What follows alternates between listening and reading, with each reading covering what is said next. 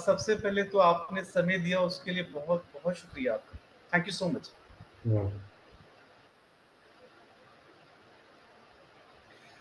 मेरे साथ में हमारे टीम में प्रोफेसर डॉक्टर सुरेश नायक है, मैं उनका भी स्वागत करता हूँ। Thank you so much Suresh sir for joining sir. Thank you. Thank you जी। कल सर जैसे मेरी आपसे बात हुई थी, तो मैं इस विषय को एज अ स्टूडेंट बहुत क्यूरियस हूँ एक्सप्लोर करना, टू लर्न, क्योंकि ये समझ विकसित हो रही है कि इसमें बहुत विजडम है, wisdom to transform oneself to make a difference. मैं आपकी जब कल मैं वीडियोस देख रहा था और जब से मेरी आपसे बातचीत हुई है, मैं आपकी बहुत सारी यूट्यूब पे मुझे वीडियोस पे देखने का मौका मिला, और आपने जैसे माइंडफुलनेस के ऊपर जो आपने बात करी है आपने, और चक्रा के ऊपर जो आप बात कर रहे थे, और साथ में जो आपके फॉलोअर हैं फॉरेन से, जो आप उनके क्वेश्चंस के आंसर्स कर रहे थे, बहुत सारी वहां से लर्निंग्स और बहुत सारे वहां से सवाल भी आए और सीखने के लिए। और मैं प्रोफेसर नायक सर को मैं बताना चाहूँगा, स्वामी योगी आनंद जी अद्वैत योगा स्कूल फाउंडेशन के फाउंडर हैं। तो मैं आपसे सर रिक्वेस्ट करूंगा विनम्र, अद्वैत जी, स्वामी जी, आप अपना परिचय, मैं माफी चाहूंगा मैं अगर कुछ मिस कर गया हूँ मैं, तो मैं आपसे सबसे पहले तो ये रिक्वेस्ट करूंगा कि आप अपनी जो जर्नी है आपकी, और ये यात्रा आपकी कैसे शुरू हुई और यहाँ तक पहुँचने का सफर, जी ओवर टू यू। एक्चुअली हर व्यक्ति जीवन यात्रा पे अनंत काल से है, हर व्यक्ति जन्मों जन्मों से इस यात्रा पर है, तो उस परम अवस्था में पहुंचने की यात्रा पर, तो हम मोक्ष के हैं, कैवल्य के हैं, निर्वाण के हैं, ब्रह्म के साथ अद्वैत के साथ, जो भी नाम दो, वहां जाके इस जीवन रूपी नदी का समापन होता है। जैसे कोई नदी सागर मिलने के बाद उसकी यात्रा समाप्त हो जाती है, वैसे ही ये जो मनुष्य है, जीव है, यह निर्वाण में प्रवेश करता है, मोक्ष में प्रवेश करता है, तो उसकी यात्रा पूरी हो जाती है। वैसे ही हम अनंत काल से हैं, वैसे मैं भी हूँ। और इस जन्म में मुझे याद है, जब से मैं 5 वर्ष का था तभी से मुझे स्मृति इतनी याद है। जैसे मेरी माता जी बताती हैं, आध्यात्मिक स्वभाव रहा है, प्रकृति रही है बचपन से ही, और स्कूल लाइफ में भी मैं सबसे अलग रहा। उसके बाद कॉलेज में आया, उसके बाद फिर एक ब्राह्मण परिवार में पैदा हुआ था, तो एक संस्कार है, ब्लड में है, अध्यात्म के बारे में जिज्ञासा, खोज, ब्रह्म जिज्ञासा, परमात्मा के बारे में जिज्ञासा, ये बहुत प्रबल हो गई। तो मैंने घर बार छोड़कर निकल गया था हिमालय में, एक योग्य गुरु की तलाश में। हिमालय प्रदेश में जगह जगह घूमा पैदल, एक गुरु की तलाश में। फिर हमें एक गुरु मिले, जिनके मार्गदर्शन में हमने 1.5 साल बहुत इंटेंसिव साधना की थी। या फिर वहाँ से आज्ञा लेकर प्रस्थान करके फिर हम आए इस जगत में, क्योंकि मैं साधु था, साधु जीवन में था।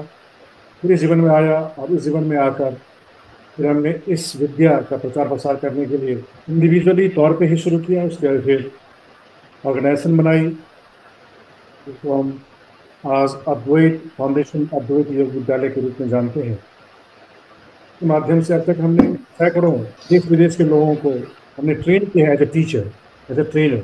बाकी व्यक्तिगत रूप से तो हजारों लोगों को हमने लाभान्वित किया है, लेकिन जो आज के डेट में लोगों को सिखा रहे हैं, जिनको हम शिक्षक कहते हैं, उनको हमने ट्रेनिंग दी है।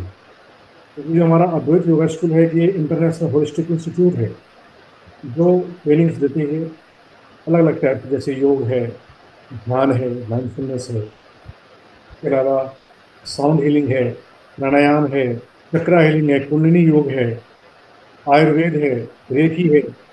ये जो होलिस्टिक हीलिंग मॉडलिटीज है, उसके बारे में हम टीचर्स को ट्रेन करते हैं, सर्टिफिकेट कोर्स होते हैं। तो we are institutes, we are professionals who provide the professional trainings to the serious seekers, जो दुनिया को लाभान्वित करना चाहते हैं। तो ब्रीफ में यही हमारी जानकारी है, ये हमारा इंट्रोडक्शन है, परिचय है। और इस यात्रा में बहुत उतार चढ़ाव देखे, बहुत अनुभव हुए, बहुत दिव्य अनुभव जिसको हम कहते हैं, दिव्य अनुभूतियां कहते हैं, जिसको हम आध्यात्मिक अनुभूतियां भी कहते हैं, ये सब हुई। बाकी उन सभी अनुभूतियों का महत्व नहीं है, क्योंकि ये सभी वास्तविक रूप से आप देखें तो सब कुछ माया है। जो कुछ भी दृष्टिगोचर होता है, जो कुछ भी आप अपनी इंद्रियों से देखते हैं, अनुभव करते हैं, सब के सब क्षणिक है, सब के सब माया है। कुछ भी शाश्वत नहीं है। इसलिए जो भी जीवन में अनुभव आए, उस उन अनुभवों को एक तात्कालिक, एक समसामयिक, जिसको हम समसामयिक कहते हैं, जिसको भगवान बुद्ध ने सम्यक कहा। सम्यक, सम्यक का अर्थ है इस समय जो है वही सत्य है। जैसे सम्यक दृष्टि है, सम्यक संकल्प है, सम्यक कर्म है, सम्यक वाणी है, सम्यक आजीविका है। सम्यक अर्थात इस समय जो भी सत्य है, थोड़ी देर बाद वो असत्य हो जाता है। तो वास्तव में यही है, जो इस समय जो है वही सत्य है, और कुछ कुछ क्षण में ही वो असत्य हो जाएगा। चाहे वो आप परमात्मा का दर्शन कर रहे हैं, अगर अभी साक्षात श्री कृष्ण दर्शन दे दें आपको, कितनी देर तक आप दर्शन कर पाएंगे उनको? कितनी देर तक? जैसे था आधा घंटा, 1 घंटा, 4 घंटे, पूरे दिन। उसके बाद कभी न कभी आपकी दृष्टि से ओझल होंगे, फिर आपके लिए वो मिथ्या हो जाएगा वो दर्शन। अर्थात जो अभी है वो सत्य है, जो बीत गया वो असत्य है, जो आने वाला है वो भी असत्य है। तो मेरा अनुभव यही है, जो भी हमने दिव्य अनुभूतियां भी की वो भी वास्तव में वो सब असत्य है। तो मैंने अभी अपनी साधना का सार तो यही देखा है, जो सम्यक है, जो इस समय है, वही महत्वपूर्ण है, वही सार्थक है। बाकी सब निरर्थक है, बाकी सब महत्वहीन है। और संक्षिप्त में ही परिचय है। बाकी हमारे बहुत सारे कार्य हैं एक्सटेंसिव। मैं एक राइटर भी हूँ, मैं एक राइटर भी हूँ, मैं एक बहुत कुछ, परमात्मा बोले या अस्तित्व बोले या यूनिवर्स के हैं, हमें जिम्मेदारी देता है। उन जिम्मेदारियों को यथासंभव हम बखूबी हम निभाने का पूरा प्रयत्न करते हैं। बाकी इस प्रकार इस व्यक्ति के माध्यम से बहुत कुछ निकला है, लेखन के माध्यम से, वाणी के माध्यम से, और समाज में कार्य के माध्यम से हमने किया है, और अभी भी कर रहे हैं, आगे भी आप जैसे सज्जनों से मिलकर कुछ बड़ा, कुछ विराट स्तर पे करने का ध्येय है, करने का संकल्प है। आप जैसे लोग मिलते हैं और कारवा बढ़ता जाता है। जी, जी, जी। जी स्वामी जी। बड़ा अच्छा आपने स्वामी जी अपनी जर्नी को आपने बहुत ही सम अप करके, समराइज़ करके आपने कोशिश करी, और बहुत कुछ अभी जानना बाकी है आपके अनुभवों से। और मेरा आज का सेशन का एक, जैसे मैंने आपसे शेयर किया था, एक जो हम लोग हैं एजिंग ग्रेसफुली के ऊपर मैंने आपसे ज़िक्र किया था। और एजिंग ग्रेसफुली में हम लोगों का जो ऑब्जेक्टिव्स है वो ये है कि उनको एडुकेट किया जाए, जो उस उम्र की जो समस्याएं रहती हैं फिजिकल लेवल पे, मेंटल लेवल पे, इमोशनल लेवल पे, उसकी प्रिवेंशंस क्या हो सकती हैं, और अगर वो एग्जिस्ट कर रही हैं, अक्यूट हैं या फिर वो क्रॉनिक हैं, उसकी मैनेजमेंट क्या होगी। तो वो डाइवर्सिफाइड डॉक्टर्स को हम इनवाइट करके इस प्लेटफॉर्म के ऊपर एडुकेट कर रहे हैं इस एज ग्रुप के लिमिटेड लोगों के साथ में, ताकि वो टच कर पाए, उनको एम्पावर कर पाए। ये उद्देश्य है उसका, क्योंकि ये होलिस्टिक हम लोगों का उद्देश्य है। तो बिना योग के, ध्यान के, ये संभव ही नहीं है। और मेरी जो अपनी समझ और अनुभव बहुत कम है, इसी वजह से हमने आपसे ये रिक्वेस्ट किया था कि कुछ हमारे सवाल हैं, आप प्लीज हमें जो है इस पे रोशनी डालिएगा। अगर आप मुझे इजाजत दें तो मैं प्लीज, कुछ मेरे प्रश्न थे मैं जो आपसे पूछना चाहूंगा मैं। अवश्य आगे बढ़ेंगे। जी। स्वामी जी, मेरा एक प्रश्न ये है कि जैसे बहुत कॉमनली आज की डेट में ये देखा जा रहा है कि जो यंगस्टर्स हैं और बुजुर्गों की जिंदगी में भी जो ये हार्ट की ब्लॉकेजेस, यानी कि जो आर्टरीज की जो ब्लॉकेजेस हो रही हैं, अवरोध जो हो रहा है, इसमें योग का क्या रोल है और किन विधियों से वो इसको साफ करता है और उसका क्या मैकेनिज्म है। जी। धन्यवाद प्रश्न के लिए। वास्तव में जो हृदय संबंधी समस्याएं हैं, जिसको हम कार्डियोवास्कुलर सिस्टम कहते हैं, कार्डिक सिस्टम भी कहते हैं, और हृदय में अगर आप इसकी संरचना, जिसको हम एनाटॉमी कहते हैं, इसका अध्ययन करेंगे तो आप पाएंगे ब्लड ये सक करता है लंग से, और फिर एक एट्रियम से वो ब्लड को सप्लाई करता है, इसको आर्टरीज कहते हैं। नसों के द्वारा ब्लड वापस आता है, और फेफड़े में वो ऑक्सीजनेशन क्रिया करता है। और जो व्यक्ति दीर्घ श्वास प्रश्वास लेता है, उसका ब्लड ऑक्सीजन रिच होता है। और इस वायु में इतनी ताकत है, इतनी पावर है, क्योंकि यह वायु अग्नि है। प्राणायाम से दीर्घ श्वास प्रश्वास से हम अग्नि प्रज्वलित करते हैं। और वह अग्नि, जो ब्लड में जो ऐसे नेगेटिव पार्टिकल्स होते हैं, जिसको हम वायरस कहते हैं, जिसको हम पैथोजेंस कहते हैं, जिसको हम फॉरेन मैटर्स कहते हैं, जो कि सूक्ष्म रूप से ब्लड में होता है। हालांकि ब्लड, जितने भी हमारे लिम्फेटिक नोड्स होते हैं, लिम्फेटिक नोड्स पे ब्लड का प्यूरिफिकेशन होता है, तथापि उस ब्लड में कुछ न कुछ रह जाता है, जो प्राणिक क्रिया अर्थात श्वास प्रश्वास की क्रिया करके उसको हम मिनिमाइज करते हैं या डिस्ट्रॉय करते हैं। तो सबसे पहले ब्लड का प्यूरिफिकेशन होता है जब हम प्राणायाम की क्रिया करते हैं। योग का जो एक महत्वपूर्ण हिस्सा है, रक्त शुद्ध करते हैं, और वो रक्त हृदय बाहर आर्टरीज के माध्यम से संचार करता है। लेकिन अगर आर्टरीज में ब्लॉकेजेज हो तो यह प्रक्रिया धीमी हो जाती है, और जिसको हम ब्लड प्रेशर लेवल हाई कहते हैं, ब्लड का प्रेशर बढ़ जाता है because of blockages in the arteries. अब ये ब्लॉकेजेस कैसे क्रिएट होते हैं? आपको पता है, कोलेस्ट्रॉल का कंजम्पशन ज्यादा करते हैं, फैट का कंजम्पशन ज्यादा करते हैं, वो धीरे धीरे उसको धीरे धीरे ब्लॉक करता जाता है। खासकर ऐसे लोग जो लहसुन और प्याज नहीं ग्रहण करते, उनके आर्टरीज में ब्लॉकेजेस ज्यादा होते हैं। आयुर्वेद के हिसाब से अगर हम चलें तो जो पित्त कारक जो भोजन पेय पदार्थ है, वह अग्नि प्रज्वलित करता है, और वह उसको मेल्ट करता है। जैसे स्पाइसेस होते हैं, लहसुन है, खासकर लहसुन, लहसुन जो है वो बहुत ज्यादा एंटीऑक्सीडेंट है, पावरफुल है, जो ब्लॉकेजेस को मेल्ट करके निकाल सकता है। आज की डेट में अगर आप देखें तो यंगस्टर्स को भी हार्ट अटैक आ रहे हैं। आपने सुना होगा, जिम में वो वर्कआउट करते हुए मर जाते हैं, कार्डियक अरेस्ट होता है, मर जाते हैं। क्यों? क्योंकि उनका जो है हार्ट, या हार्ट की जो उसका जो कार्डियोवास्कुलर सिस्टम है वो हेल्दी नहीं है, उसमें कई सारे ब्लॉकेजेज हैं। क्योंकि इतने मॉडर्न सिंथेटिक प्रोटीन का कंजम्पशन करते हैं, उसके बाद क्या क्या वो लोग खाते हैं बॉडी मसल बिल्डअप करने के लिए, जो कहीं ना कहीं नुकसान करता है। वो प्राकृतिक नहीं है।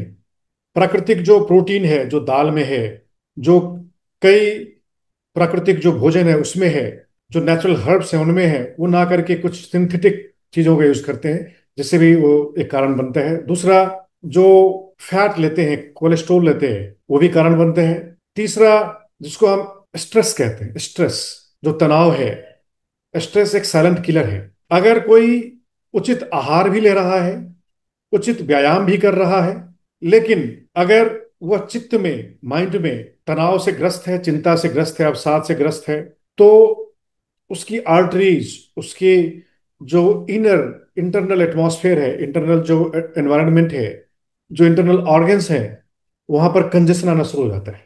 उनको अस्थमा, सांस की तकलीफ होनी शुरू हो जाएगी, क्योंकि वहां पे कंजेशन हो जाएगा। उनके शरीर में कफ बढ़ने लग जाएगा। तनाव कफ को भी क्रिएट करता है शरीर में, वात को भी क्रिएट करता है, वात और कफ बढ़ जाएगा। तनाव से पित्त बढ़ता है शरीर में, लेकिन कफ और वात जो है वो बढ़ता है, जिस वजह से हमारे लंग्स में, फेफड़े में म्यूकस फॉर्मेशन होना शुरू हो जाता है, एक्सेसिव म्यूकस फॉर्मेशन शुरू हो जाता है।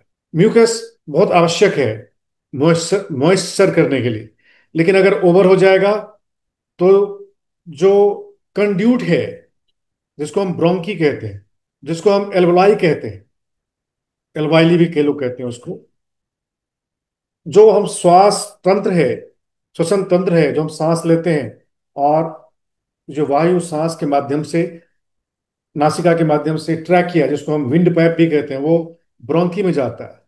वो पाइप ब्रोंकी में पहले प्रवेश करती है, उसके बाद उसको हम बोलते हैं primary bronchi, secondary bronchi, territory bronchi. वहां जाकर वह हवा जाती है। क्यों? क्योंकि वो जो ब्लड है वो ब्रोंक्यूल में होता है, वहां पे ब्लड पहुंचता है। आपने देखा होगा फेफड़े का जो एंड पॉइंट होता है, ब्लड वहां जाता है, किसके लिए? ऑक्सीजनेशन के लिए।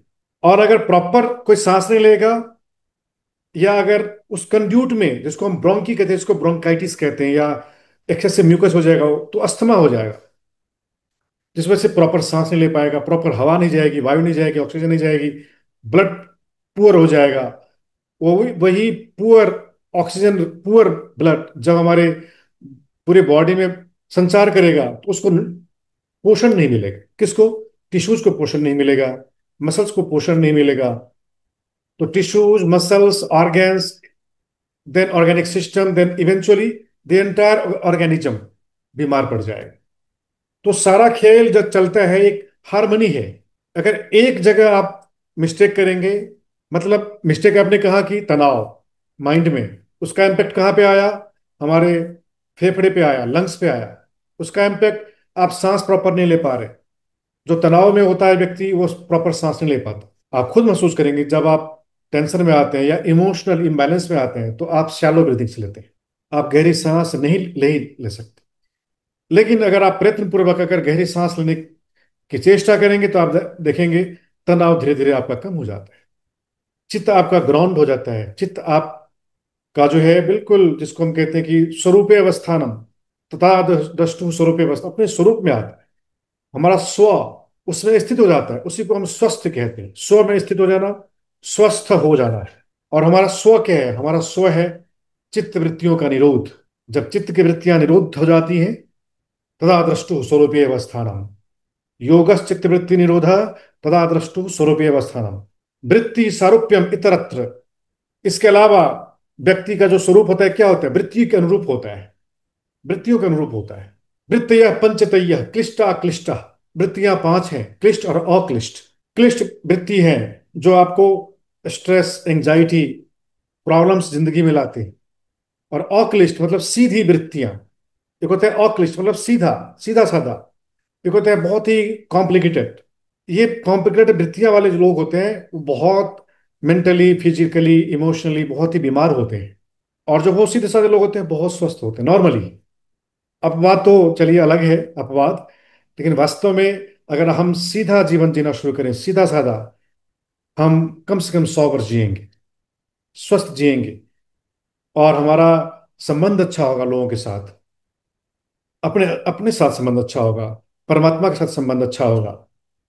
क्योंकि हम जितना सीधा होंगे, ईश्वर, परमात्मा, ब्रह्म, वाहेगुरु, जो भी नाम दे, रब जो भी नाम दे, वो आपको प्यार करता है। पूरा यूनिवर्स आपको प्यार करता है अगर आप सीधा होते हैं।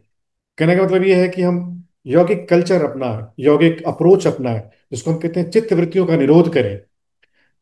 हम एकाएक निरोध नहीं कर सकते, लेकिन हम जो क्लिष्ट जो वृत्तियां हैं, उनको हम अक्लिष्ट कर दें। जो कॉम्प्लिकेशन में हम जीते हैं, जो नाहक परेशान होते रहते हैं, छोटी सी बात हमें परेशान कर देती है, छोटी छोटी बातें हमें परेशान कर देती है, स्ट्रेस, एंग्जाइटी दे देती है। क्यों? क्योंकि हमारे भीतर संस्कार है। छोटी छोटी बातों पे नाराज हो जाना, छोटी छोटी बातों पे गुस्सा हो जाना, छोटी छोटी बातों को माइंड करना, जिसको बोलते हैं ना क्राइंग बेबी। क्राइंग बेबी, हमेशा रोते रहना, हमेशा काल को, कर्म को, ईश्वर को दोष देते रहना कि समय सही नहीं था इसलिए मैं सफल नहीं हो पाया, हमारा कर्म खराब था, हमारी किस्मत खराब थी इसलिए हम सफल नहीं हो पाए, ईश्वर हमारे पक्ष में, फेवर में नहीं इसलिए ऐसा हो रहा है, हमारी जिंदगी में कलेश आ रहा है। ऐसा कुछ नहीं है। हम स्वयं कारण हैं सभी जंजालों का, सभी कलेशों का, सभी समस्याओं का। और हम स्वयं ही निदान भी हैं। कहते हैं ना, where there is cause there is solution. So cause is not in the world, cause is not in people, cause is in ourselves. और वहीं से उसका इलाज भी होता है। और हमारे भीतर क्या है? वृत्तियां हैं। और वृत्तियां क्या है? प्रमाण, विपर्य, विकल्प, निद्रा, स्मृति, ये 5 वृत्तियां हैं पतंजलि के अनुसार। प्रमाण, ऑथेंटिकेट करते रहना, हमेशा अपने आप को परफेक्ट साबित करना, जिसको हम मिस्टर परफेक्शनिस्ट कहते हैं। वे लोग सिक पीपल हैं। कोई परफेक्ट नहीं है, कोई भी परफेक्ट नहीं है। कोई परफेक्ट पैदा नहीं होता और कोई परफेक्ट नहीं होता, कभी नहीं। इसलिए आप जहां हैं वहां से शुरुआत करें। आपके पास जो स्किल है, जो एनर्जी है, जो कर्मा है, जो रिसोर्सेस है, वही पर्याप्त है आपके लिए। लेकिन हम रिसोर्स कलेक्ट करने में हम इतने व्यस्त होते हैं, जब बहुत पैसा हो जाएगा, जब बहुत संसाधन हो जाएंगे, तब जाके हम समाज सेवा करना शुरू करेंगे। होता है ना? लेकिन हम जहां हैं, अगर हम किसी को मुस्कुरा के देख लें, सबसे बड़ी समाज सेवा है। अगर किसी के साथ मधुरता से बात करें, जैसे अमित जी कितनी मधुरता से, कितनी शालीनता से, कितनी विनम्रता से, कितनी अम्बली बात करते हैं, मैं इनकी इस अम्बलनेस का कायल हूं, इनकी विनम्रता का मैं कायल हूं। इनके अंदर जो विनय है, यह विनय इनको बहुत ऊंचा तक ले जाएगा। भगवान बुद्ध ने भी विनय को सबसे प्रथम रखा है। भगवान बुद्ध के जो 3 पिटक हैं, त्रिपिटक, पहला है विनय पिटक, जिसमें उन्होंने विनय सिखाया है कि अपने आप को ईगोलेस बनाओ, कभी भी अहंकार मत करो, ज्ञान का, शक्ति का, स्वास्थ्य का, सौंदर्य का, धन का, अप्रोच का, political power, physical power, muscular power, money monetary power या स्पिरिचुअल पावर का भी भगवान ने सबके लिए मना किया है। भगवान ने के पास इतनी सारी सिद्धियां थी जो किसी देवता के पास नहीं थी उस समय, लेकिन अहंकार नाम की एक एक रत्ती भर उनके अंदर लेश मात्र नहीं था। क्यों? क्योंकि वो स्वयं विनय में जीते थे और स्वयं अपने शिष्यों को विनय सिखाया, अर्थात अम्बलनेस सिखाया।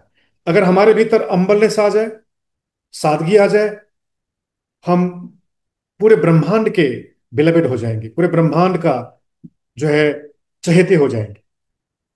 पूरा ब्रह्मांड हमें सब आंखों पे रखता है।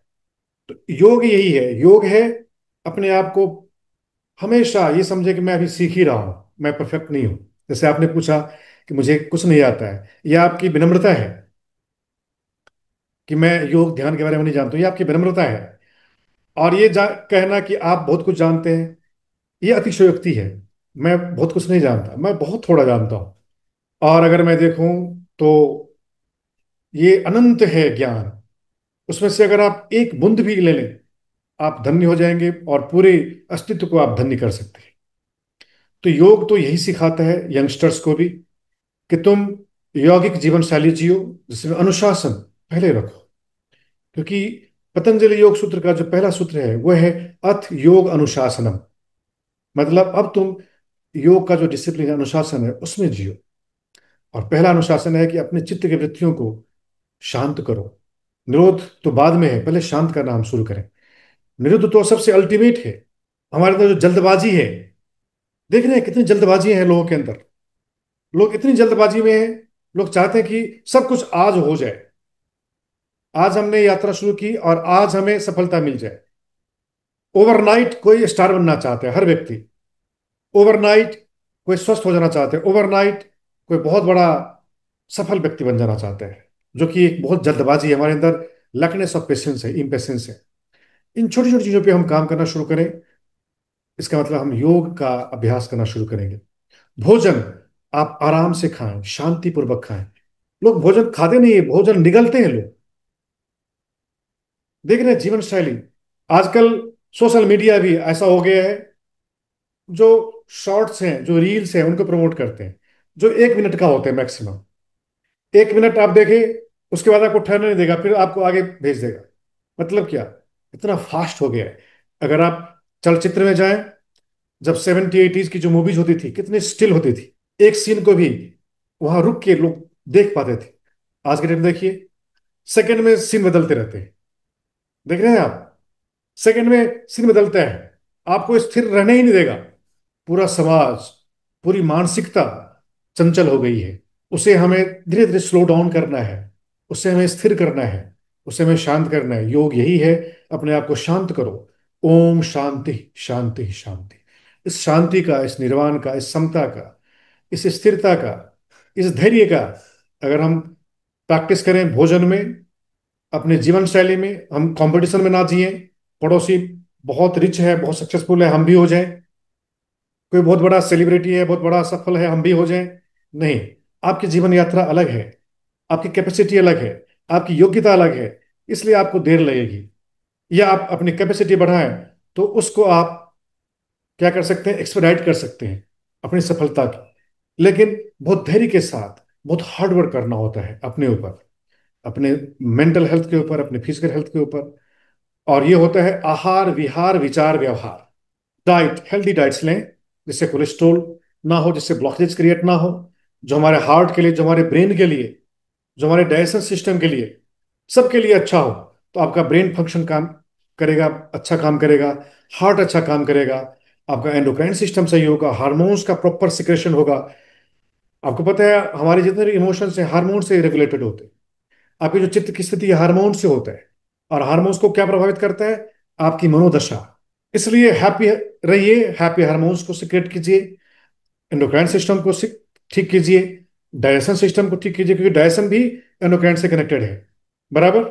इसलिए आप इनको ठीक कीजिए तो आपका ओवरऑल हेल्थ सही होगा। पेट सफा, हर रोग दफा, बोलते हैं ना।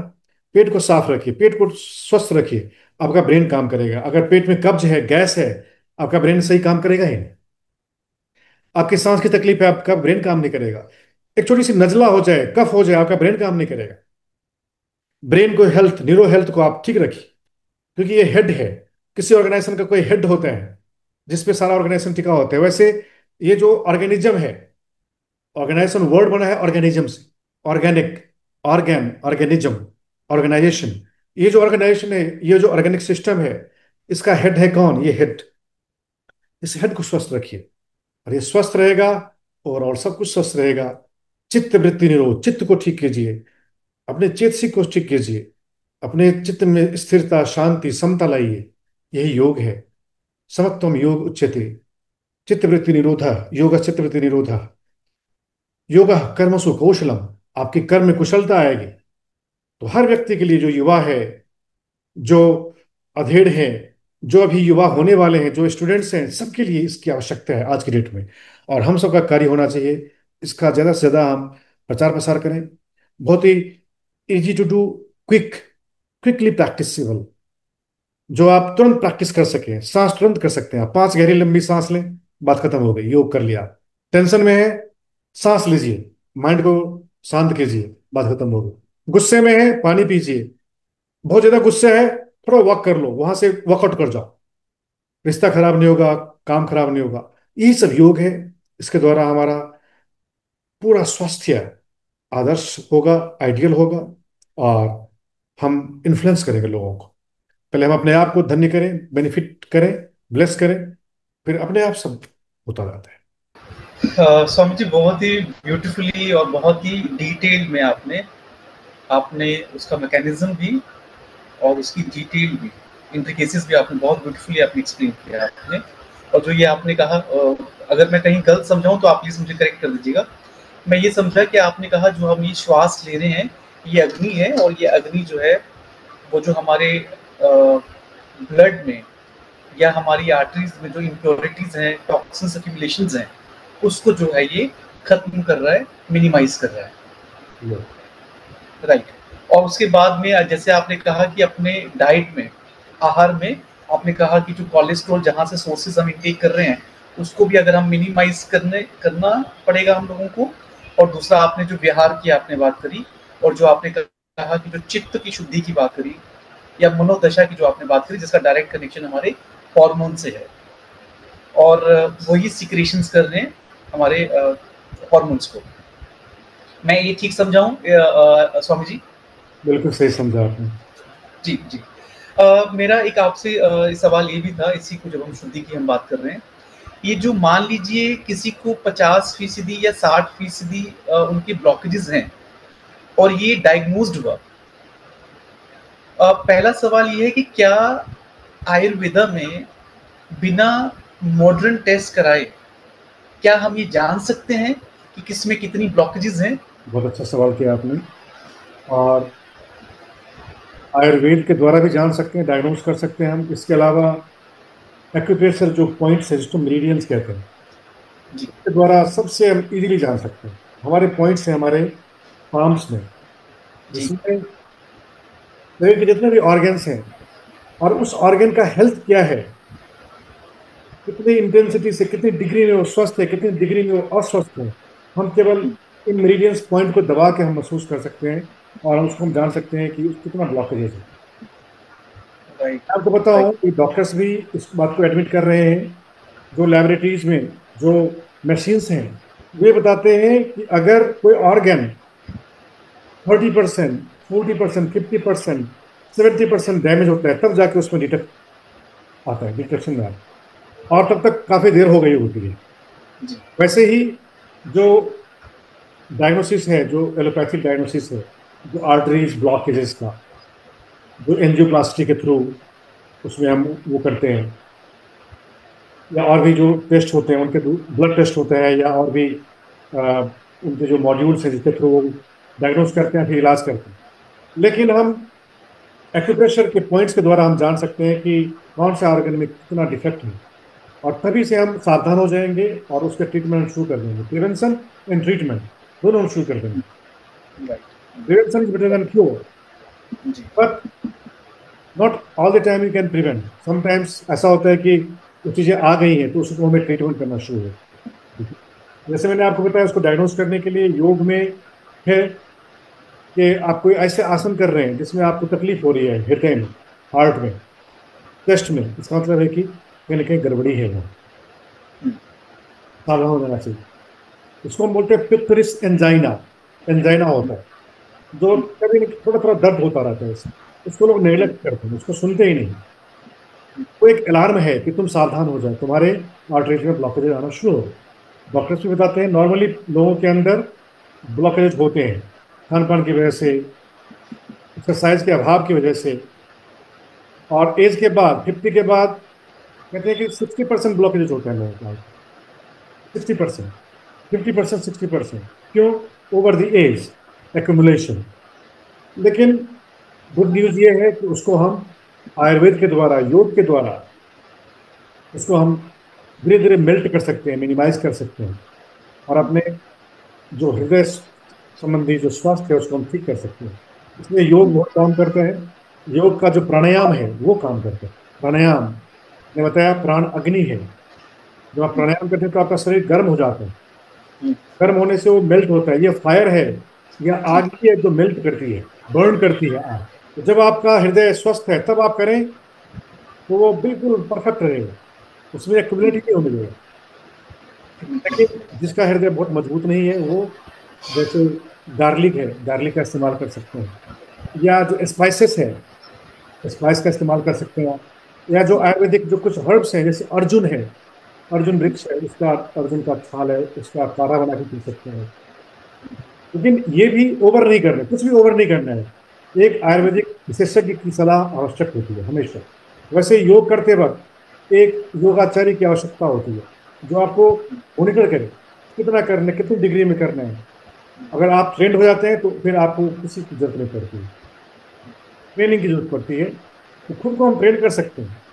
आपकी बॉडी सबसे बड़ी डॉक्टर है, पता है आपको? जो शरीर है सबसे बड़ा डॉक्टर है। ये शरीर आपको कहता रहता है, लेकिन हम इतने इनअटेंटिव हैं, अर्थात हम सुनते ही नहीं अपने शरीर को।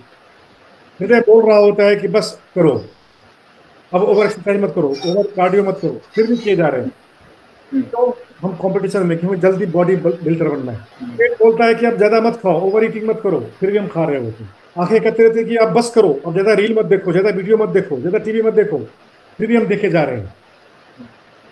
कान कहते हैं कि बहुत ज्यादा वॉल्यूम है, कम वॉल्यूम में सुनो, फिर भी हम खुद भी डीजे और क्या क्या इतने वाइब्रेशन के साथ, बेस के साथ हम सुन रहे होते हैं, और दूसरों को भी हम सुनाते रहते हैं जबरदस्ती। हम अपनी भी ध्वनि शक्ति, कान की शक्ति को क्षीण कर रहे हैं, कमजोर कर रहे हैं, बीमार कर रहे हैं, बहरे हो रहे हैं, और दूसरों को भी कर रहे हैं। तो कहने का मतलब है कि यहाँ छोटी छोटी चीजों में हमें सावधानी बरतें। अगर हम बरतते हैं तो हम स्वयं भी स्वस्थ रहेंगे, और पूरे समाज को हम स्वस्थ बना सकते हैं, पूरे समाज को हम स्वस्थ समाज बना सकते हैं। आवश्यकता है कुछ ऐसे जागरूक व्यक्तियों की जो इन बातों को समझें, जीवन शैली, स्वस्थ जीवन शैली जिए, दूसरों को प्रेरित करें। आप 10 व्यक्तियों को भी बदल सकें, आपका जीवन धन्य है। अगर आप 1,000 व्यक्ति को बदलें तो और भी धन्य है। अगर 1 लाख, 1 करोड़ व्यक्ति का जीवन बदले और भी धन्य है। योग में, आयुर्वेद में वात पित्त कफ के द्वारा हम डायग्नोस करते हैं। सिद्ध चिकित्सा है, जैसे आयुष मंत्रालय है जिसमें A for Ayurveda, Y for yoga, U for Unani, S for Siddha, H for homoeopathy. AYUSH मंत्रालय ये 5 जो पद्धतियां हैं जिसको हम होलिस्टिक हीलिंग कहते हैं उनके ऊपर काफी जोर दे रहा है। और ये 5 पद्धतियां जो हैं ये बहुत सेफ है, बहुत होलिस्टिक है। पहला आयुर्वेद आता है। आप आयुर्वेदिक जीवन शैली जिए। हमारे जो दादी माँ के नुस्खे हैं, जो नानी और अम्मा के नुस्खे हैं, उन नुस्खों को हम अपनाएं, हम स्वस्थ रहेंगे। आज भी गांव में आयुर्वेदिक जीवन शैली है, शहर में भी होना चाहिए। आयुर्वेद को अपनाएं, योग को अपनाएं। सिद्ध सिद्ध में नाड़ी परीक्षण होता है। नाड़ी के द्वारा भी आप ब्लॉकेजेस का आप पता लगा सकते हैं, कितना ब्लॉकेज है आपके शरीर में, क्या क्या बीमारियां हैं। ऐसे ऐसे नाड़ी विशेषज्ञ हैं जो आपकी नाड़ी को देख के बीमारियों का पता लगा सकते हैं। वैसे एक्यूप्रेशर में उन पॉइंट्स को दबाइए अगर थायराइड है इसको दबाइए, अगर पेन हो रहा है इसका मतलब है कि वो थायराइड आपका सही नहीं है। किडनी पॉइंट पे दबाइए, अगर दर्द हो रहा है इसका मतलब किडनी में प्रॉब्लम आनी शुरू हो गई। हार्ट पे दबाइए, हार्ट पॉइंट को, हार्ट में अगर उस पॉइंट पे दर्द हो रहा है इसका मतलब हार्ट में आपके ब्लॉकेज आने शुरू हो रहे हैं। बराबर। इसलिए ये तो बहुत इमीडिएटली है, दर्द हुआ इसका मतलब प्रॉब्लम है, और सावधान हो जाओ। दर्द नहीं हो रहा है, किसी भी पॉइंट को दबाओ एक्यूटली, दर्द नहीं हो रहा है इसका मतलब आप स्वस्थ हो, वो पार्ट आपका स्वस्थ है। वैसे ये ब्रेन का पार्ट है, ब्रेन के पार्ट्स को दबाइए। अगर पेन हो रहा है इसका मतलब आपके ब्रेन में भी आर्टरीज है, पता है, हमारे ब्रेन में भी आर्टरीज है, उनमें भी ब्लॉकेज हो सकते हैं। वहां भी तनाव इकट्ठा है, तनाव की वजह से वहां भी ट्विस्ट हो रहा है, वहां भी टेंस आ रहा है, टेंशन आ रही है, हाइपर टेंशन होगा, फिर वो ब्रेक हो जाएगा, सारा खेल खत्म। जी, जी, जी। Right, right. जी, आचार्य जी बहुत ब्यूटीफुली आपने एक्सप्लेन किया आपने। और क्या आचार्य जी ये बात मैं आपसे अभी ये मेरे कुछ क्वेश्चंस थे। मान लीजिए किसी को ये जो प्रॉब्लम है, क्या ये 2-3 महीने में ये जो लाइफ़स्टाइल को बेटर कर कर जो भी आप ये सब बात कर रहे हैं, उस पे अगर ये परिवर्तन किया जाए, तो क्या आप अपनी आर्टरीज़ को उसका शोधन कर सकते हैं, आप सफाई कर सकते हैं आप इनकी? अगर कोई इसी समस्या से पीड़ित है, 2-3 महीने में? ये 2-3 महीने में भी संभव है, फिर ये डिपेंड करता है कितनी इंटेंसिटी है, कितनी डिग्री में है वो ब्लॉकेज। हुँ, लेकिन आप 3 महीने के अंदर उसको बहुत रिड्यूस कर सकते हैं, यौगिक आयुर्वेदिक लाइफ स्टाइल को अपनाकर। योग और आयुर्वेद का जो है वो तरीका अपना के, इनके तरीकों को अपना के आप उसको बहुत मिनिमाइज कर सकते हैं, और बहुत हद तक उसको आप ट्रीट कर सकते हैं, उसको रिवर्स कर सकते हैं। जी, राइट। मैं एक सवाल पूछ के फिर मैं इसके बाद में मैं प्रोफेसर नाइक सर से रिक्वेस्ट करूँगा, प्लीज़ अगर उनके पास में क्वेश्चंस हैं, तो वो ज़रूर पूछिएगा। मेरा एक सवाल आपसे ये है अ जब हम लोग ध्यान करते हैं स्वामी जी, मान लीजिए मैंने प्राणायाम किया और श्वासों मतलब मैंने प्राणायाम किया और प्राणायाम के बाद में मैंने ओम चैंट किया और मैंने भ्रामरी भी किया और धीरे-धीरे मेरा जो मन है वो शांत होता गया और विचार बहुत कम होते गए। एक तो इस विधि से मैं गया और दूसरी विधि से जो महात्मा बुद्ध की जो विधि थी आपने सिर्फ श्वासों को आपने देखा। अब श्वासों को भी जब आप देख रहे हैं तब भी एक स्थिति ऐसी आई जब आपके पास में विचार कम है और श्वास आपकी ना के बराबर है। दोनों में आपने ऐसा अनुभव किया, तो क्या फ़र्क है इन दोनों विधियों में? क्या इसका अलग-अलग प्रभाव हो रहा है हमारे शरीर पर, मन पर? मैं थोड़ा-सा इसको समझना चाहता हूँ। आपने बहुत वैज्ञानिक प्रश्न पूछा है, हम देखिए, और मुझे लगता नहीं कि ये प्रश्न किसी ने पूछा होगा आज तक। अगर पूछा भी होगा तो अ, जो भी आंसर उपलब्ध है, तो मैं आपको बताऊं ये बहुत ही मीनिंगफुल क्वेश्चन है कि भगवान बुद्ध की जो प्राणिक क्रिया है, जिसको वे आनापान सती कहते हैं, जी, इसको बोलते थे आनापान सती, वास्तव में वो प्राणापान सती है। प्र अच्छा। शब्द जो है, प्र उपसर्ग है, वह साइलेंट है, उन्होंने प्र उपसर्ग को प्रयोग नहीं किया, हुँ, उन्होंने सीधा आनापान सती कहा। आन और अपान, जी, एक्चुअली हुँ, अन्न मतलब होता है ऊर्जा, प्राण ऊर्जा हो, अन्न। हुँ, तो हुँ, प्राण के 5 प्रकार हैं, प्राण, अपान, व्यान, उदान, समान, ये पंच प्राण भी कहते हैं इसको। हुँ, और सब में जो लास्ट है वो है अन्न, प्राण, अपान, व्यान, उदान और समान। लास्ट में क्या है? अन्न है। प्र प्लस अन्न प्राण हो गया, अप प्लस अन्न अपान हो गया, बी प्लस अन्न व्यान हो गया, उत प्लस अन्न उदान हो गया, सम प्लस अन्न समान हो गया। लेकिन है क्या? अन्न है। अन्न मतलब होता है जो ऐसी एनर्जी, ऊर्जा, जो हम भोजन करते हैं उसको भी अन्न कहते हैं, उसमें अन्न है। तो वास्तव में ये प्राणापान है, लेकिन भगवान बुद्ध ने उसको आनापान कहा, क्योंकि वो बहुत सॉफ्ट थे वो, और वास्तव में वो आनापान ही है। लेकिन जब हम प्रो लगाते हैं, प्रो का मतलब होता है प्रोएक्टिवली करना, जब इसी हुँ, क्रिया को, आनापान में क्या है? सांस लेना और छोड़ना। हुँ, तो सांस लेने और छोड़ने की क्रिया है, उसको केवल सजगता पूर्वक देखना है। भगवान ने बताया था, भगवान बुद्ध ने बताया था, सती पूर्वक, सती, ध्यान पूर्वक, सती पूर्वक उसको देखना।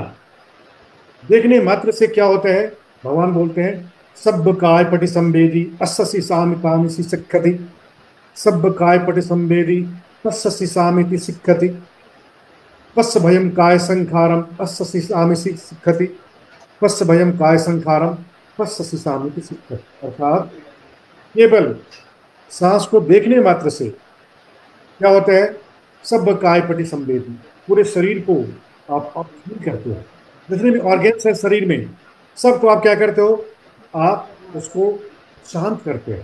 पश्च भयम काय संखारम, काया का जो संस्कार है क्या है, काया के बहुत सारे संस्कार है, जितने भी सिस्टम काम कर रहे हो संस्कार है काया।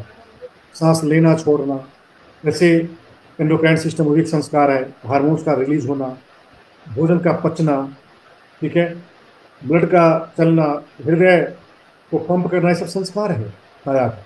तो सभी संस्कारों में हम क्या इंस्टिल करते हैं, हम एक शांति प्रसब्धि इंस्टिल करते हैं। पश्च भयम मतलब होता है प्रश्रब्धि, अर्थात प्रशांति, उसको इंस्टिल करते हैं। और उसके बाद क्या होता है, आपका चित्त शांत होता है, आपका एंडोक्राइन सिस्टम शांत होता है, आपका डाइजेशन सिस्टम शांत होता है, ओवरऑल सारा सिस्टम शांत होता है, तो हम स्वस्थ हो जाते हैं। दूसरा है प्राणायाम, जो योग की क्रिया है, इसको हम प्र लगा दिया हमने, प्राण और अपान की क्रिया करें। प्र मतलब होता है प्रोएक्टिव, जैसे मस्ल को दबाओ, मतलब आप इसको फोर्स कर रहे हो, आप फोर्स कर रहे हो, ऊंचाई करो, मतलब आप उसमें कर रहे हो। आनापान में आप कर नहीं रहे, अपने आप हो रहा है, इसमें आप कर रहे हो। तो जो करना है वो योग की क्रिया है, वो योग का अप्रोच है। जो अपने आप हो रहा है और अपने आप जो होने दे रहे हो, वो है भगवान बुद्ध की प्रक्रिया। और भगवान बुद्ध की प्रक्रिया जो है वो एडवांस्ड है, वो सबके लिए नहीं है। जिसका चित्त शांत नहीं है, जो बहुत जल्दबाजी में है, उसको दबा के फोर्सफुली ही करना पड़ेगा। कपालभाति करो, फोर्सफुली भस्त्रिका करो, इससे क्या होगा, आपका चित्त ऐसे उसको पकड़ के अरेस्ट कर लो। जो बदमाश चित्त है उसको अरेस्ट करना पड़ता है ना, जो क्रिमिनल्स को हम अरेस्ट करते हैं, और जो शरीफ है उसको अरेस्ट करने की जरूरत नहीं पड़ती है। आनापान सती है बहुत सेंसिटिव लोगों के लिए, डेलिकेट लोगों के लिए, जो विद्वान है, जो विद्वान लोग हैं, जो समझदार लोग हैं, उनके लिए आनापान सती। और प्राणायाम है जो बिल्कुल अनुशासित है, अनुशासित है, उनके लिए। तो दोनों ही, बिगिनर्स के लिए प्राणायाम है और एडवांस्ड के लिए आनापान सती। जी, जी। स्वामी जी, इन दोनों जब हम लोग आनापान कर रहे हैं हम लोग, तो क्या आनापान से भी हमारी जो ये क्लींजिंग है, डिटॉक्सिफिकेशन जैसे हम प्राणायाम से कर रहे हैं या षटकर्म से जो चीजें हो रही हैं, क्या इसी से भी वही चीज हो रही है जब मैं श्वासों पे ध्यान लगा रहा हूँ? दोनों का आउटकम सेम आएगा और ध्यान की अवस्था में गहरी में लेके जाएगा हमको? दोनों का आउटकम सेम नहीं होगा, क्योंकि जैसे अगर ब्लॉकेजेस है तो उसको मेल्ट करने के लिए हमें फायर एक्टिवेट करना होगा, फायर जनरेट करना होगा। आप भस्त्रिका प्राणायाम के द्वारा, भस्त्रिका प्राणायाम के द्वारा आप फायर जनरेट करते, आपको विग्रेस करना पड़ेगा, आपको बहुत पावरफुली करना पड़ेगा। जैसे किसी का मोटापा है तो बड़े आराम आराम वाला जो आसन करेगा उससे मोटापा कम होगा क्या, नहीं होगा। उसको हार्ड वर्जिश करनी पड़ेगी, हार्ड एक्सरसाइज करना होगा, हालांकि उसकी शक्ति के अनुसार, लेकिन धीरे धीरे हमें उसकी इंटेंसिटी बढ़ानी पड़ेगी। ठीक है, आनापान शक्ति है चित्त के लिए और प्राणायाम है हमारे शरीर के लिए। तो बहुत पावरफुल बीमारियां हैं उनके लिए प्राणायाम बहुत काम करता है, और जो ध्यान के लिए आनापान शक्ति काम करता है। जी, जी। स्वामी जी, बहुत मेरे मन में ये सवाल था काफ़ी समय से, बहुत ब्यूटीफुली आपने आंसर किया, मुझे क्लैरिटी हुई। बहुत-बहुत शुक्रिया। मैं अभी प्रोफ़ेसर नाइक सर से रिक्वेस्ट करूँगा, और क्योंकि हमारे पास में स्वामी जी, क्या हमारे पास में कितना समय है? 10-15 मिनट, 15 मिनट है हमारे पास में और? हाँ हाँ, मेरे पास तो समय है अभी। जी, जी, जी। बहुत-बहुत शुक्रिया आपका। बहुत-बहुत शुक्रिया। मैं नाइक सर से रिक्वेस्ट करूँगा प्लीज़ सर। हाँ जी, स्वामी जी प्रणाम। स्वामी जी, बहुत अच्छा लग रहा था, आपने मतलब हर पहलू पर बहुत विद्वतापूर्ण और साइंटिफिकली, होलिस्टिकली बातें की हैं। मतलब मैं अगर ये कहूँ कि बहुत कम वक्त ऐसे होते हैं जो इतनी सारगर्भित बात कर पाए। कोई अतिशयोक्ति ना होगी। तो आज एक धन्यता का अनुभव हो रहा है, और अहोभाव का अनुभव भी हो रहा है अमित के लिए, कि जिन्होंने आपके दर्शन करवाए, और इतना अच्छा ज्ञान सुनने को और आगे भी जानने की जिज्ञासा बढ़ रही है। स्वामी जी, बहुत बहुत धन्यवाद। स्वामी जी, एक निजी थोड़ा मुझे स्वास्थ्य की समस्या आई थी आज से 6 मास पूर्व, दिसंबर में। विसर्प जिसे जनेऊ कहते हैं, तो उससे मुझे पहले तो जैसे फफोले हो जाते हैं, राइट साइड जो रिब केज है वहां, और बैक बोन तक पीछे चले गए थे, तो वो सूख गए, उनका थोड़ा निशान ही बाकी है। लेकिन अभी जो दो चीजें हैं जो मुझे उसके आफ्टर इफेक्ट्स हैं, एक तो स्वामी जी, जैसे कपड़ा है ना, वो स्किन सेंसिटिव हो गई तो कपड़ा लगता है। तो मुझे बहुत सोच समझ के, अभी मैं जैसे अंडरगारमेंट नहीं पहन पाता, बनियान पहनता हूँ, तो थोड़ा दिक्कत आता है उसका रिब केज में। दूसरा उसमें ये रहता है कि मुझे ना एक कैप्सूल जरूर लेना पड़ता है रात को, क्योंकि उन्होंने बताया, न्यूरो के जो डॉक्टर थे, कि आपका ये जो दर्द होता है चलने फिरने पर, तो आपकी नाड़ियों में और आपकी हड्डियों पर इसका असर है। तो कई बार इसमें महीनों लग जाते हैं हील होने में, और तो आपका ये जो दर्द है, अब ये इस कैप्सूल से आपके मस्तिष्क तक उसका संवेदन नहीं पहुंचेगा, वहीं लोकली रहेगा। तो मुझे लगता भी है, सो पाता हूँ, सुबह उठता हूँ तो लगता है कि हाँ, वहां पर तो कुछ जकड़न या इन्फ्लामेशन है, पित्त बढ़ा हुआ ऐसा लग रहा है। नहाता हूँ तो ऐसा लगता है कि ठंडा पानी डालता रहूं। तो मतलब मुझे थोड़ा सा इस पर ये था कि आयुर्वेद में प्राणायाम की दृष्टि से, और जो भी आपको सही लगे, इसका क्या निदान हो सकता है स्वामी जी? देखिए, ये जो आपने बताया है, ये हमारे शरीर में पित्त बढ़ने से ही होता है। पित्त का जब प्रकोप बढ़ता है, अत्यधिक होता है, इस तरह। हमें थोड़ा सा आवाज ऐसा लग रहा, मतलब थोड़ा सा आवाज कम आ रही थी। हाँ, अब आ रही है आवाज। हाँ जी, बहुत बढ़िया आ रही है, बहुत बढ़िया। हाँ, मैं कह रहा था, इस तरह के जो लक्षण है शरीर में, उसका सीधा जी कारण जी। है हमारे शरीर में पित्त का प्रकोप होने से ऐसा होता है। और पित्त का प्रकोप बढ़ता है कई कारणों से। जो चेतसी कारण है, जिसमें हम चित्त के बारे में बात करें, तो चित्त के अंदर जो चिंताएं हैं, जो तनाव है, जो अवसाद है, जो बेचैनी है, जो एक भीतर एक फील होता है, जिसको हम बोलते हैं कुकुच्चा, उद्धच्च कुकुच्च, औदात्य कुकृत्य। कुकुच्च होता है जो हम रिग्रेट कर रहे होते हैं, अपने आप को कंडेम कर रहे होते हैं। या उद्धच्च होता है जो हम वर्तमान में स्थित नहीं हो पाते, हम हमेशा फ्यूचर के बारे में सोचते रहते हैं, चिंता करते रहते हैं। इसको भगवान बुद्ध ने उद्धच्च कुकुच्च कहा है। जो हमारे चेतसिक अर्थात चित्त की इम्परफेक्शंस हैं, जिसकी वजह से हम अपने भीतर एक ताप उत्पन्न करते हैं, चिंता, अवसाद, ताप उत्पन्न करते हैं, जिससे वो पित्त को ट्रिगर करता है, पित्त को बढ़ाता है। और शरीर में पित्त बढ़ने से उसका उसका मेटाबॉलिक सिस्टम भी हाई हो जाता है। मेटाबॉलिक सिस्टम, जिसको हम थायराइड ग्लैंड कहते हैं, वो हाइपर एक्टिव हो जाता है, जिसको हम हाइपर थायराइडिज्म कहते हैं। ये सब लक्षण है, ये सब कारण है। और उसका निवारण है, जो पित्त का जो एंटागोनिस्टिक चीजें हैं उसका सेवन करना। जैसे ऐसी चीजें जो हमें पित्त उत्पन्न करती हैं, जैसे स्पाइसेस को आप कम कर दीजिए, रिड्यूस कर दीजिए। इसके अलावा गर्म पेय पदार्थ, गर्म चीजों से परहेज रखिए। ठीक है, ये दो चीजें हैं। ऐसा भोजन या पेय जो भीतर गर्मी पैदा करते हैं, जिसका तासीर गर्म है, वैसी चीजें नहीं लेनी है। और ठंडी चीजें इसका अपोनेंट है, जिससे कफ बढ़ता है शरीर में, वो करिए। जैसे आप सलाद लीजिए, सलाद, उससे शरीर में कफ बढ़ता है। गर्मियों में छाछ पीना चाहिए। जैसे आजकल अब भादो महीना चल रहा है, भादो में दही का सेवन नहीं करना चाहिए। छाछ का सेवन नहीं करना चाहिए। लेकिन जैसे ही भादु बीतेगा उसके बाद आप दही का सेवन कीजिए, अगर बॉडी को सूट करता है। उसमें भी केवल क्या होता है, कॉम्प्लिकेशन हो जाता है। केवल केवल पित्त नहीं होता, वायु भी होती है उसके शरीर में। पित्त वायु प्रधान हो जाता है। कफ जो है दब जाता है। तीन है, तीन में से सबसे प्राइम में होता है, उसके बाद उसके पीछे होता है, उसके बाद पीछे होता है। तो उस समय और ज्यादा सेंसिटिव हो जाता है। तो मेरा कहने का मतलब है कि आप सबसे पहले चित्त स्तर पे, चैतसिक स्तर पे आप चिंता ना करें। आप किसी भी ऐसी मेंटल फैक्टर जो आपके अंदर टेंशन क्रिएट करता है, उनको आप अपने से दूर रखें। हालांकि बहुत मुश्किल होता है, लेकिन असंभव नहीं है। अगर आप, जैसे मैंने बताया, आनापान सती, इसका अभ्यास करें।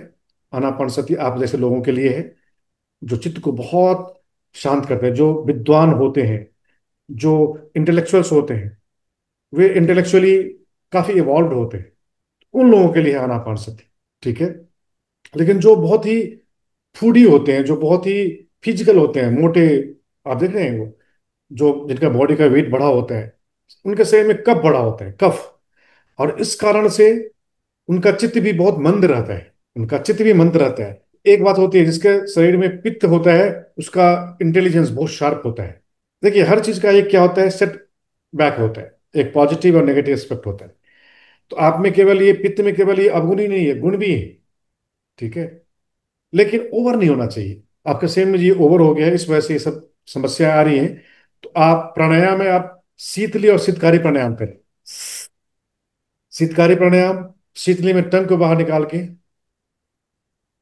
ये प्राणायाम आप 50-50 बार करें। ठीक है। लगातार 50 बार नहीं हो सकता है तो 20-20 करके आप 50 पूरी कर लें। और बीच में अनुलोम विलोम प्राणायाम करें।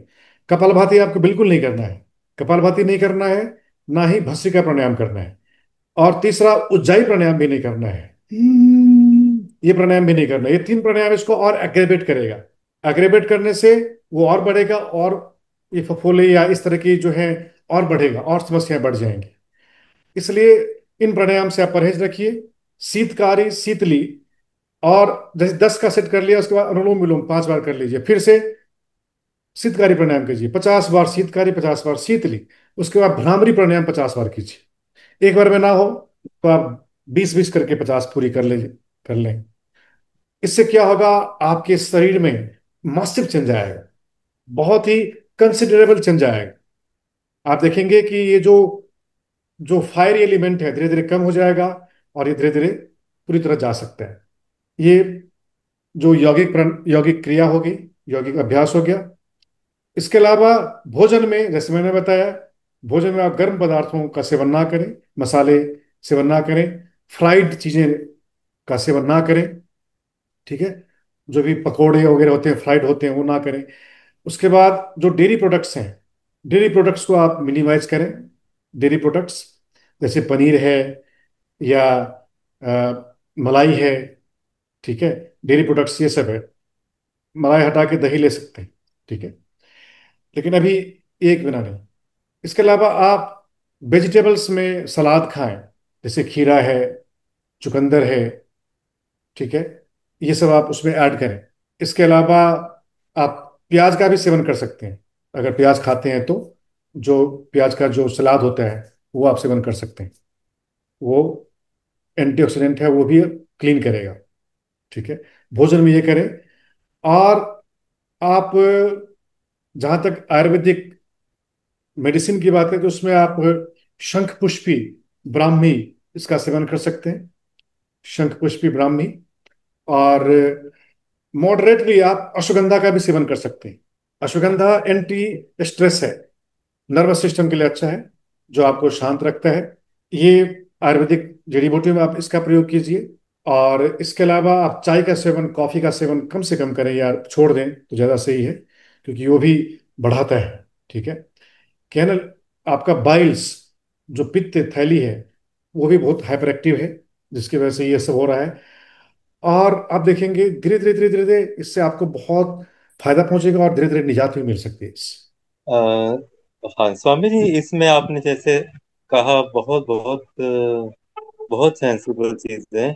सलाद, स्वामी, जैसे है, मुझे हमेशा इस पे द्वंद्व रहा कि क्योंकि मुझे थोड़ा ब्लॉटिंग का गैस, क्योंकि जैसे ही मैंने खीरा इनकॉर्पोरेट किया डाइट में, तो मुझे ये रहता है कि कब लेना है, क्योंकि मुझे हमेशा ये रहता है कि जब हम पक्व ले रहे हैं तो अपक्व के साथ कितना डिफरेंस हो, क्योंकि वो गैस का कारक हो रहा है, ऐसा मुझे, मेरी मान्यता ही बन गई है, कई बार ऐसा लगता है। और क्या चुकंदर, खीरा, प्याज, इनको इकट्ठे ले सकते हैं? ये थोड़ा समय और मात्रा और मिश्रण, ये थोड़ा समझ में नहीं आया।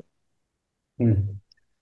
देखिए, जब आप भोजन शुरू करते हैं, चाहे वो आपका लंच है या डिनर है, डिनर तो ना के बराबर करना चाहिए, लंच ठीक है, जलपान और लंच, तो उसमें सलाद पहले आप ग्रहण करें।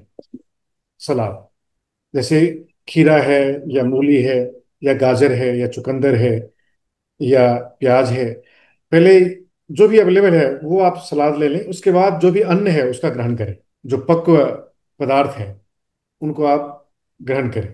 तो साथ में लेके आप सलाद से शुरू करें, फिर उसमें पक्व ग्रहण में, पक्व अन्न में जाए, पकवान में जाए।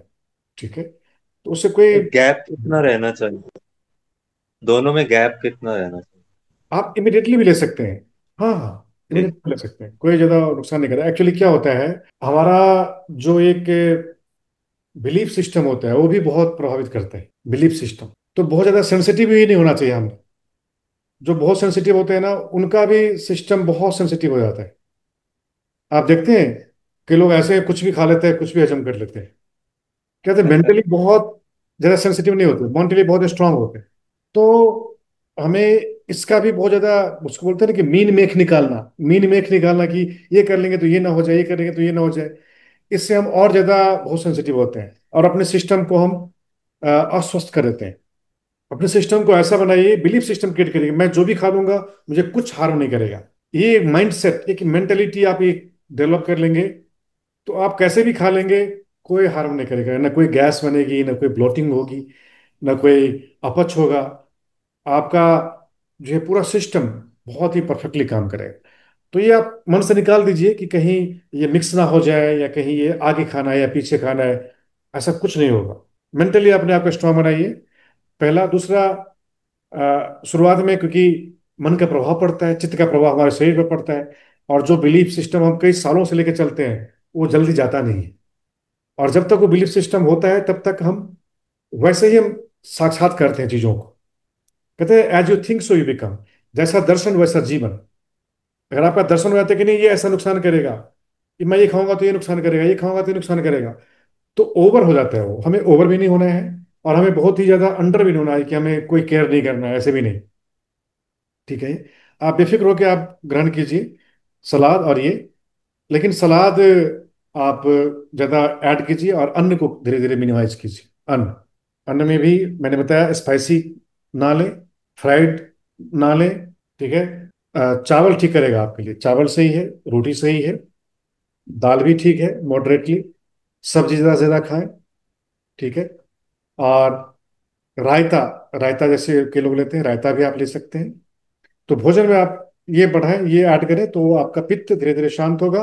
वो जलन या और ये जो चीजें हो रही हैं वो भी धीरे धीरे शांत हो जाएंगी।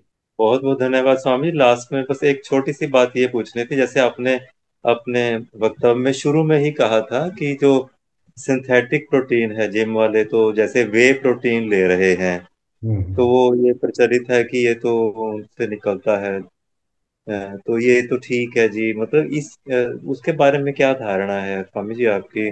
वे प्रोटीन ठीक रहता है या क्या? देखिए, सबसे पहली बात, वे प्रोटीन हमारे देश का नहीं है, और जिस मिट्टी से हम बनते हैं उस मिट्टी की चीजें ही हमें सूट करती है। इवन भारत में भी अलग अलग राज्य है, आप जिस राज्य में पैदा होते हैं उस राज्य का जो खान पान है वही आपको सूट करेगा। जी। अगर आप माइग्रेट होकर किसी और राज्य में चले जाएंगे और वहां का अडॉप्ट करेंगे तो तुरंत आप अडॉप्ट नहीं कर सकते। हो सकता है आपको कई जी। साल लग जाए, क्योंकि जहां आप पैदा हुए, जिस मिट्टी के अन्न खाकर पैदा हुए, क्योंकि अन्न तो इवेंचुअली पृथ्वी धातु है ना, जो पंच धातु है ना, earth water fire air space. तो जो अन्न हम खाते हैं वो पृथ्वी एलिमेंट है। तो जिस मिट्टी का अन्न बना होता है, जिस मिट्टी के अन्न आपकी माता ने भोजन किया था जब आप गर्भ में थे, जिससे आपका निर्माण हुआ, उसके बाद जब आप उत्पन्न हुए, आपका जो बचपन में से जो शरीर कंस्ट्रक्ट हुआ, 18 वर्ष तक आप जहां रहे, वहां की मिट्टी आपको ज्यादा सूट करती है, वहां का अन्न, वहां का वातावरण, वहां की जलवायु आपको ज्यादा सूट करती है। आप जैसे ही वो जगह चेंज करेंगे, आपका स्वास्थ्य धीरे धीरे खराब होना शुरू हो जाता है। हाँ, बॉडी अडाप्ट कर लेती है, अडाप्ट करती है, लेकिन बॉडी को टाइम लगता है, कम से कम 5 वर्ष लगते हैं किसी भी जगह की जलवायु को पूरी तरह एब्जॉर्ब करने में। तो इसलिए वे प्रोटीन हमारे देश का नहीं है। यहाँ के लोग खाएंगे, उसको सूट नहीं करेगा, तत्काल जी लगेगा कि फायदा कर रहा है, लेकिन धीरे धीरे धीरे धीरे ये बॉडी एक्सेप्ट नहीं करेगी। जी जी। पहली बात। दूसरी बात, ये जो आप देखते हैं जो मसल्स बनाते हैं, बॉडी बिल्डअप करते हैं, ये सब अंदर से बीमार होते हैं। जैसे हमारा योग विद्यालय है, यहाँ बड़ी कई ट्रेनर्स आते हैं, जिम ट्रेनर्स आते हैं, जो बड़ी बॉडी बिल्डर्स आते हैं। मैं देखता हूँ इतने बीमार हैं, उनसे तो एक एक आसन भी ठीक से नहीं हो पाता है, बॉडी इतनी स्टिफ हो चुकी है उनकी। और ये सभी के सभी बाद में जाकर सर, जब इनका जीवन का जो बाद का फेस आता है, बुढ़ापा, सभी बीमार हो जाते हैं। उनके जॉइंट्स की प्रॉब्लम हो जाती है, उनके मसल्स की प्रॉब्लम हो जाती है, उनको ट्यूमर्स हो जाते हैं। क्यों? क्योंकि ओवर बर्डन कर लिया बॉडी। जी जी। तो ये भी जिम जो है ना, ये भी हेल्दी एक्सरसाइज नहीं है। हमारा जो देशी एक्सरसाइज है, जिसको हम योग कहते हैं, वो सबसे बढ़िया है, जिसमें आप मसल्स नहीं बढ़ाते, मसल्स नहीं बनाते, फिट रहते हो आप, मसल्स ओवर नहीं होने देते। लेकिन ये डोले शोले और ये कट्स और ये पैक्स, ये सब जो है ना, ये हेल्दी वे नहीं है, ये यौगिक वे नहीं है। ये सभी के सभी बीमारी बढ़ते हैं। और प्रोटीन खा खा के बल्कि बनते हैं, फिर बाद में वही प्रोटीन को शरीर को खा लेते हैं। जो बिल्कुल प्राकृतिक ठीक कहा। भोजन है, जो प्राकृतिक दाल है, चावल, हमारा भारतीय डिश में सब कुछ है। दाल है, प्रोटीन है, चावल है, कार्बोहाइड्रेट है, रोटी है, उसमें कार्बोहाइड्रेट है, फैट है, सब है। उसके बाद सब्जियां हैं, उसमें विटामिन है, मिनरल्स हैं। हम दही लेते हैं, दूध लेते हैं, घी लेते हैं, ये सब सब भरा पूरा है। तो हमें बाकी चीज लेने की जरूरत ही नहीं पड़ती। बहुत बढ़िया। बहुत धन्यवाद स्वामी जी। वेलकम।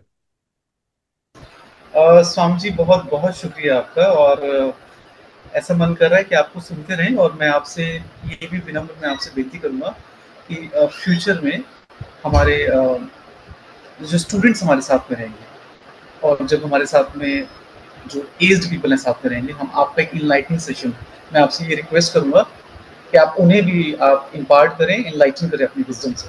अवश्य अवश्य, कुछ ही होगा। जी। और मैं अभी सम अप करना चाहूँगा मैं, ताकि जितना आज आपने नॉलेज शेयर किया, इसके बाद में बैठ के इसको हम इस पे चिंतन करेंगे, मनन करेंगे, और डाइजेस्ट करने का भी पूरा प्रयास रहेगा कि जो ज्ञान आपने शेयर किया है उसमें से ज़्यादा हम उसको आत्मसात कर पाए, समय देंगे। और बाद में आप उसी से संबंधित आपकी मैं वीडियोस भी देखूंगा मैं। तो मैं कुछ चीज़ों को मैं जो समराइज करना चाहूँगा वो ये कि बात शुरू हुई थी हार्ट आर्टरीज की ब्लॉकेजेस से, और जो आपने बात कही कि जो प्राण है, प्राण में हीट है, और जो वो हीट है वो उन एक्यूमुलेटेड टॉक्सिन्स के ऊपर जो वो काम कर रही है, उससे हमारी शुद्धि और उसका अभ्यास आसन से मिलके और लाइफस्टाइल में परिवर्तन कर 2 से 3 महीने में हम जो है एक बहुत बड़ा परिवर्तन देख सकते हैं। और इसके साथ साथ में आपने ये भी जिक्र किया, जो हमारे पॉइंट्स हैं, उन पॉइंट्स के माध्यम से भी मॉडर्न जो वेज हैं, जिस तरीके से हम जान सकते हैं आर्टरीज के ब्लॉकेजेस के बारे में। इसके अलावा जो हमारी एंशिएंट विजडम है या ऑल्टरनेटिव मेडिसिन की जो प्रैक्टिसेस हैं, उसमें जिस तरीके से आप जान सकते हैं, आपने उनकी तरफ भी इशारा किया। ये भी मेरे लिए बहुत नई चीज़ थी सीखने के लिए। और आपने उसके बाद में जो आपने बहुत ब्यूटीफुली, मेरे मन में काफ़ी समय से ये सवाल था कि जब प्राणायाम से मन का शांत होना और श्वासों को देखते देखते जो मन का शांत होना, दोनों में क्या फर्क था। आपने बहुत सारी मेरी जो चीज़ें इसके साथ जो थी वो आपने क्लियर की हैं। बहुत बहुत शुक्रिया आपका। और आपने महात्मा बुद्ध की जो विजडम की बात करी, आपने सम्यक आहार की, विहार की, और जो लिविंग है, राइट लिविंग की, और इसके साथ में जो आपने महात्मा बुद्ध का जिक्र किया, और भी जानने की इच्छा पैदा हुई।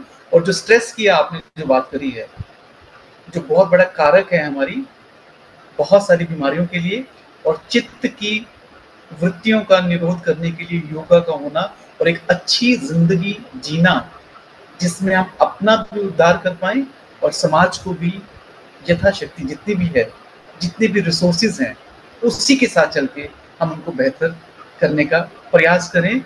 ये आज मैंने आपसे सीखा, उसके लिए आपका बहुत बहुत शुक्रिया आपका। Thank you so much, thank you so much Swami ji. और मैं आपसे टच में रहेंगे और आपकी जो विजडम है हम चाहेंगे लोगों को भी इसका फायदा हो। बहुत बहुत शुक्रिया एक बार फिर से आपका, थैंक यू सो मच। तो अभी आपसे हम इजाजत लेंगे, आपने बहुत बहुत विजडम शेयर किया। Thank you so much Swami ji, thank you.